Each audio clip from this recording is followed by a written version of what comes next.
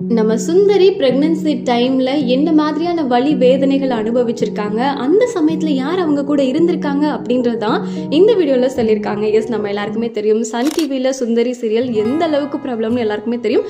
அது மூலமா சுந்தரி அப்படின்ற கதாபாத்திரத்துல எல்லாருக்கும் ரொம்ப பிடித்தமானவங்க தான் நம்ம கேபி. அவங்க பார்த்தீங்கன்னா சுந்தரி 1 சீசன் 2 ரொம்ப சூப்பராக பண்ணியிருந்தாங்க. அவ்வளோ திறமையான ஆக்ட்ரஸ்.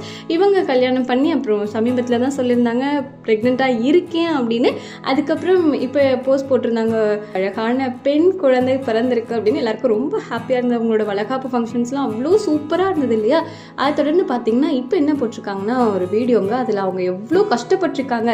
பொதுவாகவே ப்ரெக்னன்சி அப்படின்னாலே எந்த அளவுக்கு அந்த ஜேர்னி இருக்குன்னு தெரியும் இல்லையா? பிரசவ வலி, இப்போ நான் எப்படி நரக வேதனை இருந்தேன் அப்படிங்கிறத அப்போ அவங்களுக்கு துணையாக அவங்களோட ஃப்ரெண்டு கூட இருந்திருக்காங்களாங்க. அதான் என்ன சொல்லியிருக்காங்கன்னா, உண்மையான ஒரு நட்பு எமன்கிட்ட இருந்து கூட நம்மளை காப்பாற்றி கொண்டு வந்துடும்.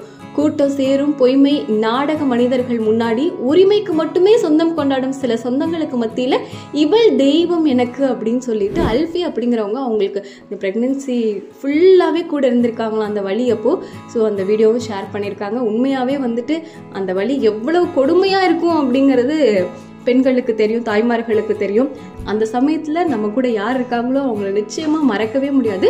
அந்த மாதிரி நம்ம கேபிக்கு அல்ஃபி அப்படிங்கிறவங்க தான் கூடவே இருந்தாங்களாங்க. அந்த வீடியோவை ஷேர் பண்ணியிருக்காங்க.